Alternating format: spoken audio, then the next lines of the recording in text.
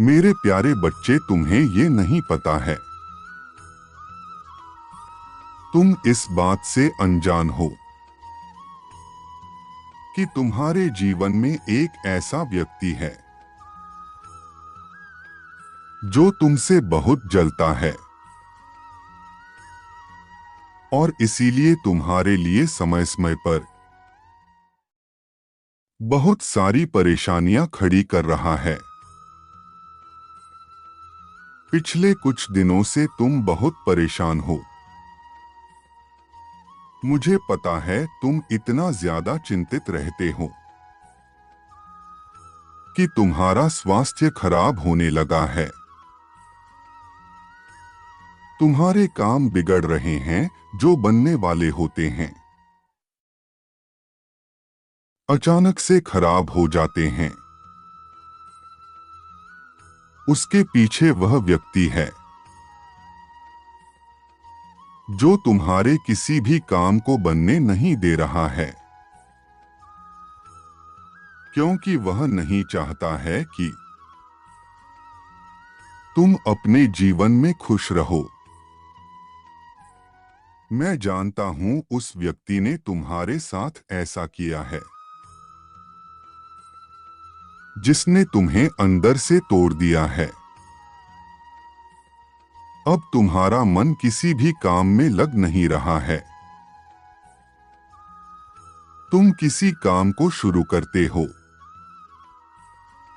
तो 2-3 दिन तुम्हारे अंदर उत्साह रहता है उस काम को करने का, लेकिन तभी तुम्हें पुरानी बातें याद आने लगती है, अपना दुख तुम्हें याद आने लगता है और तुम्हारा मन उस कार्य से हट जाता है। तुम फिर से उसी रूप में चले जाते हो, उसी पीड़ा में चले जाते हो। मैं जानता हूं मेरे बच्चे, तुम्हारे आसपास कुछ अच्छा होता है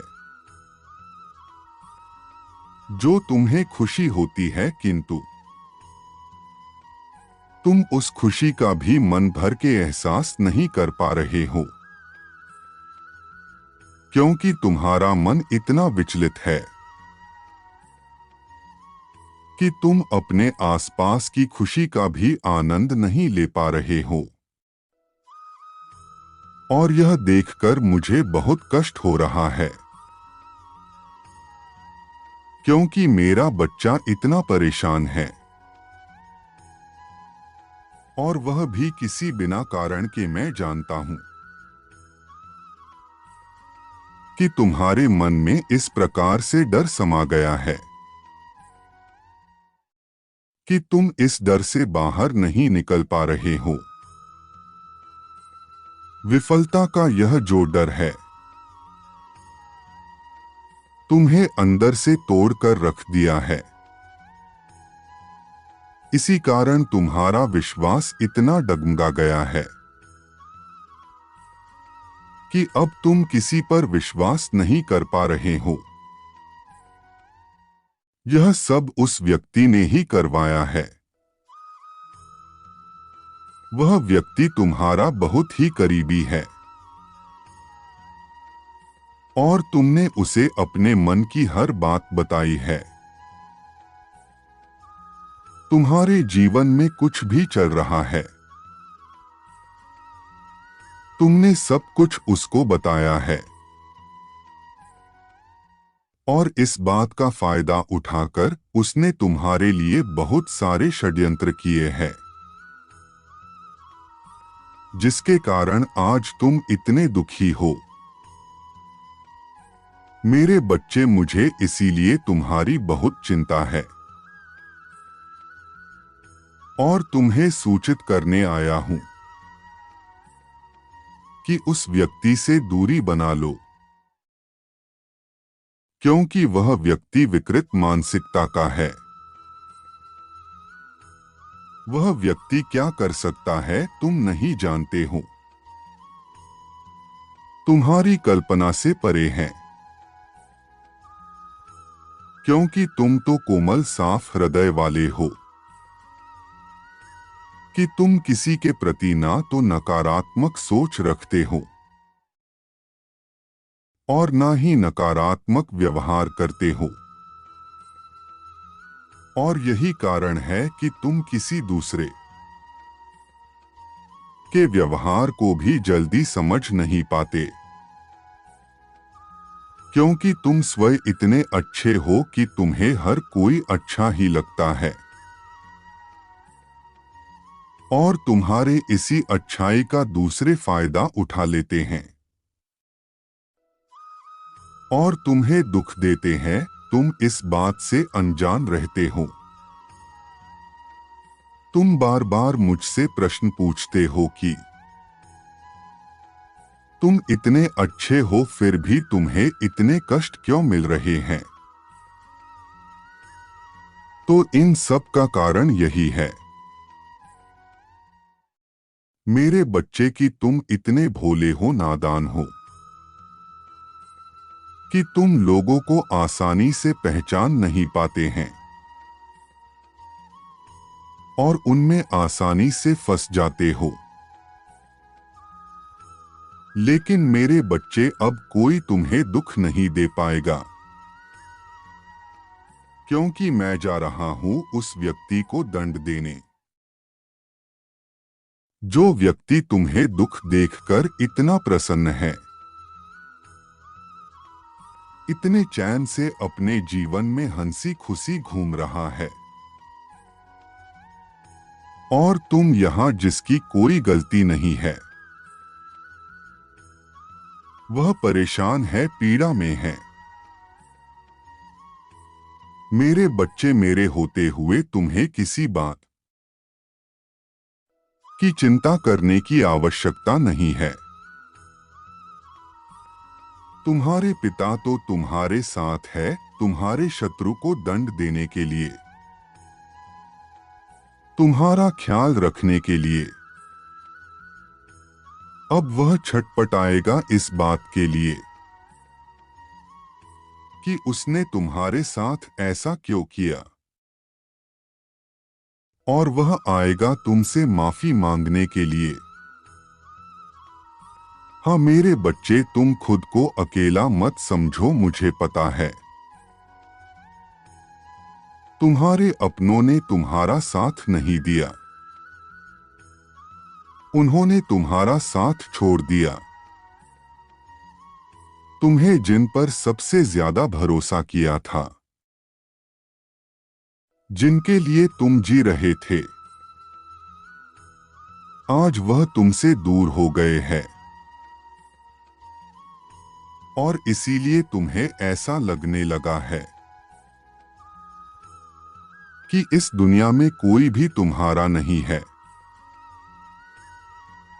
तुम किसके लिए जियो, यह दुनिया धोखेबाज है।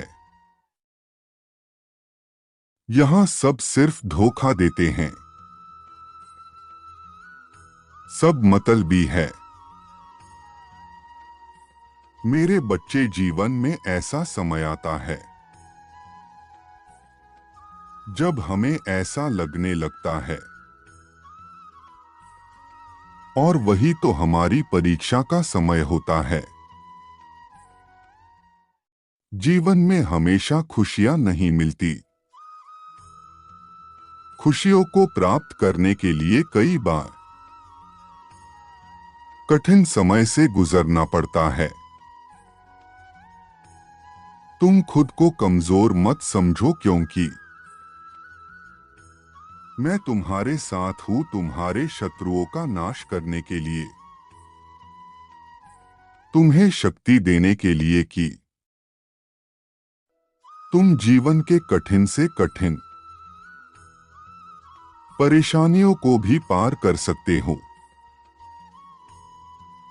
मैं जानता हूं कि तुम उन लोगों से बहुत परेशान हो चुके हो, लेकिन अब समय आ गया है कि उनकी दुष्टता का दंड दिया जाए।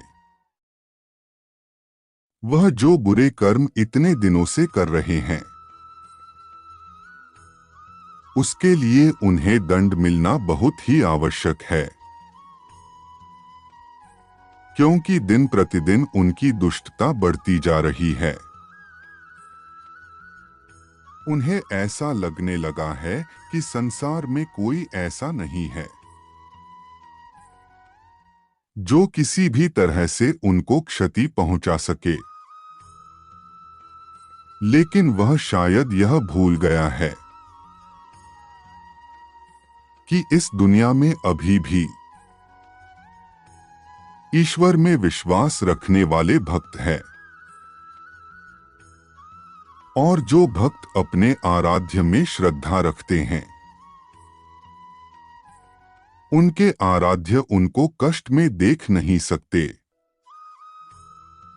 मेरे बच्चे, ऐसा संभव ही नहीं है। इसलिए अब मैं उन्हें इतना कड़ा दंड दूंगा कि उनकी रूह कांप जाएगी। वे स्वयं तुम्हारे पास आकर तुमसे माफी मांगेंगे और वह मुझसे कहेंगे हैं, पिता मुझे क्षमा कर दो, हमारी गलतियों की इतनी कठिन सजा मत दो।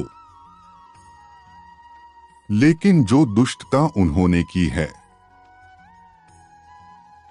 उसकी सजा तो उन्हें भोगना ही पड़ेगा। मेरे बच्चे, तुम अपना व्यवहार गलत नहीं करना, तुम सदा ऐसे ही रहना, क्योंकि यह तुम्हारी अच्छाई ही है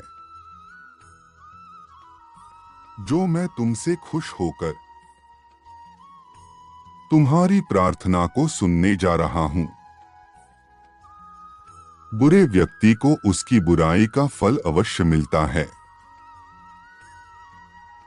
यदि तुम्हारे मन में थोड़ी सी भी शंका है कि तुम्हें यह दुख देने वाले लोग को मैं सजा क्यों नहीं दे रहा हूं, तो शंका को अपने मन से निकाल दो, क्योंकि जब पाप का घड़ा भरेगा तो मैं उनको बहुत कठिन सजा दूंगा। मेरे बच्चे, तुमसे भी कुछ अनजाने में गलतियां हुई है, और यही कारण है कि आज तुम्हें यह दुख देखना पड़ रहा है। लेकिन अब तुम्हारे सभी कष्टों का अंत होगा। बस तुम्हें अपने आप को संभाल कर रखना है, खुद को मजबूत बनाकर रखना है, ऐसे ही आगे बढ़ते रहना है।